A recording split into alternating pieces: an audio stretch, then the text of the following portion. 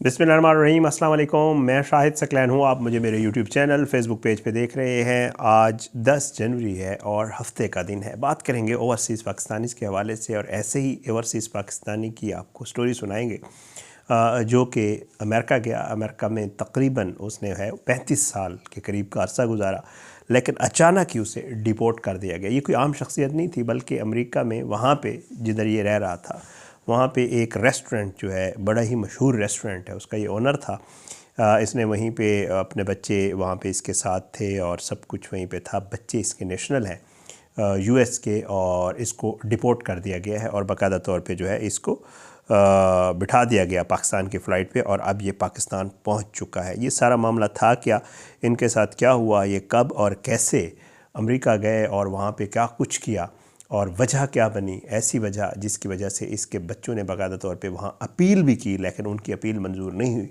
तो ये सारा मामला था क्या, आज की इस वीडियो में ज़रा इस मामले के ऊपर बात करते हैं। अक्सर बेशतर मैं अपनी वीडियोज़ में कहता रहता हूँ कि ओवरसीज़ पाकिस्तानी हमारे बहन भाई जो हैं वो जाते तो हैं वहाँ पे, लेकिन बाज़ औक़ात वहीं रहते हुए भी उनको सारे मामलात पता होते हैं। इनको तो कहा जा रहा है शायद लाइल्मी थी या इनको इस तरह इन्होंने नोटिस नहीं किया था, लेकिन यह है कि इनके साथ भी कुछ ऐसा मामला हुआ कि इनसे गलती हो गई, जिसकी वजह से सारा जो इनका पूरा एक लाइफ गुजरी थी वो सब ख़त्म हो गया। और उसके बाद जो है इनको अकेले, इनकी फैमिली अभी वहीं पे ही है, वापस पाकिस्तान भेज दिया गया। तो क्या हुआ आपको बताते हैं।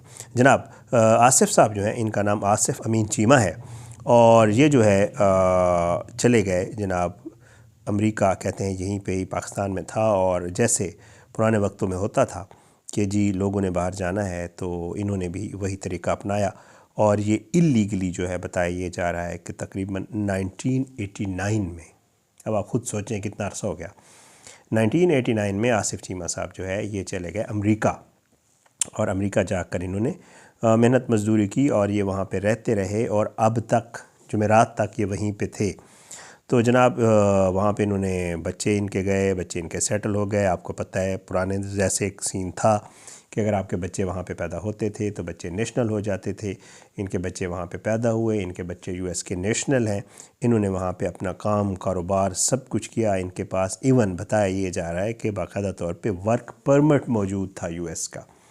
तो जो है इन्होंने वहाँ अपना बिज़नेस किया। इनका जो रेस्टोरेंट है उसका नाम बेस्ट सब नंबर 2 है, और ये बताया ये जा रहा है कि उस एरिए का जो है वो मशहूर रेस्टोरेंट है। ये वहाँ पे शिकागो के इलाके है हेम्बुलेट, वहाँ पे जो है ये रहते थे, और वहीं पे हेम्बुलेट पार्क इसको कहते हैं, और इनकी एक सब शॉप थी।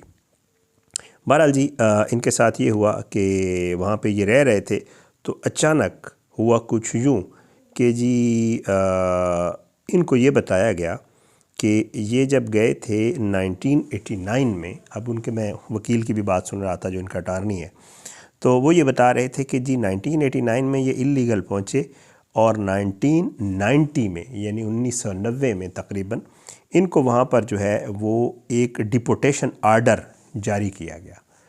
और उसके बाद जो है डिपोर्टेशन आर्डर जब जारी किया गया तो बताया ये जाता है कि उन्होंने आर्डर जारी कर दिया। इस शख्स को उस आर्डर का इल्म ही नहीं था कि मेरे हवाले से कोई डिपोर्टेशन आर्डर जारी हुआ है। या हम ज़िंदगी वहीं जैसे गुजारते रहे, इलीगल थे वैसे भी, और इन्होंने अपनी लाइफ कंटिन्यू की, अपना कारोबार किया, सब कुछ किया। बहरहाल वो सिलसिला चलता रहा एक साइड पे, और ये अपनी लाइफ गुजारते रहे। इन्होंने एक लंबा अरसा जो है, नाउ ही 63 ईयर ओल्ड, 63 साल इनकी उम्र है, और जो है बताया ये जा रहा है कि वहाँ पे रहे।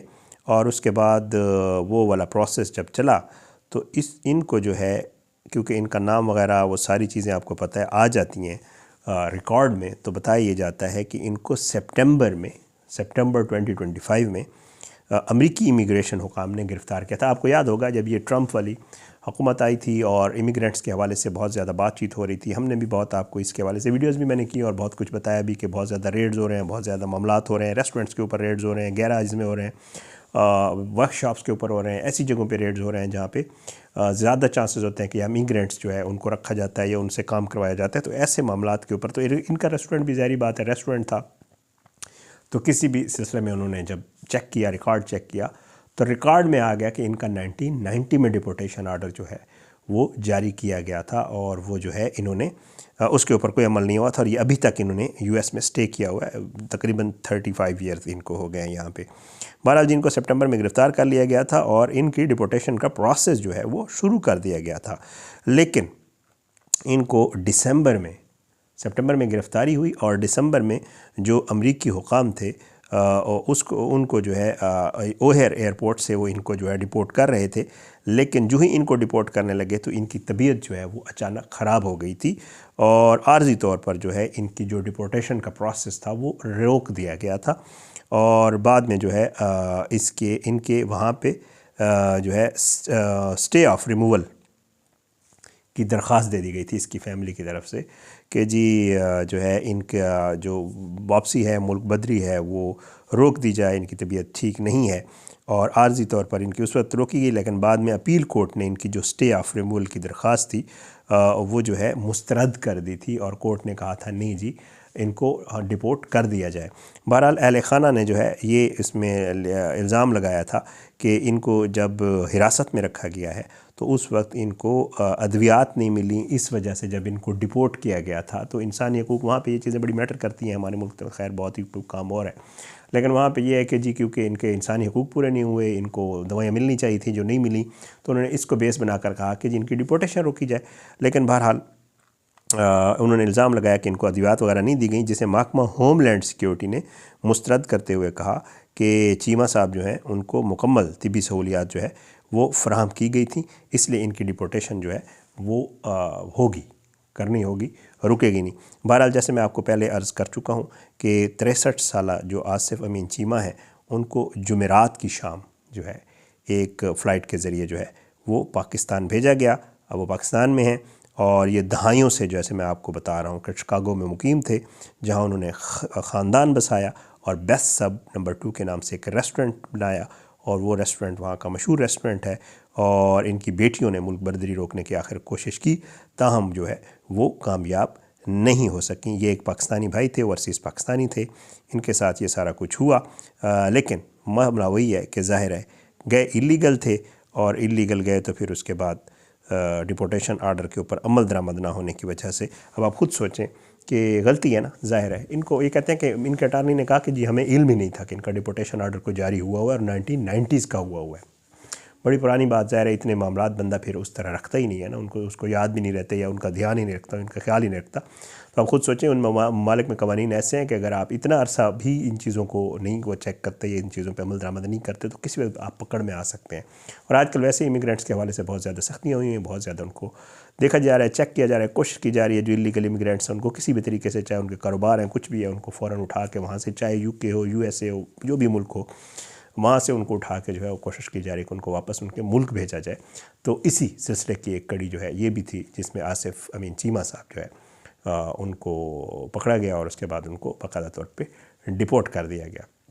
तो बहरहाल जितने भी ओवरसीज़ पाकिस्तानी बहन भाई हैं उनसे भी रिक्वेस्ट है कि अगर आप कहीं पे होते हैं और कुछ भी मामलात होते हैं तो आपने उनके ऊपर नज़र रखनी होती है। कोशिश ये करनी होती है कि कोई ऐसा मामला आपके पास दरपेश ना आए कि आपका वहाँ पे, ज़ाहिर इनका बिज़नेस है, बच्चे बीवी वगैरह तो इनके वहाँ पे। मैं इनकी बेटी की गुफ्तगू सुन रहा था, टीवी इंटरव्यू दिया हुआ था उनका, वो तो वहीं पे है, लेकिन चीमा साहब जो है जो चला रहे थे इस सारे बिज़नेस को और जो सब कुछ देख रहे थे, एजेंट बंदे हैं, इन्होंने तस्वीर भी लगा दी उनकी, तो वो जो है उनको डिपोर्ट कर दिया गया।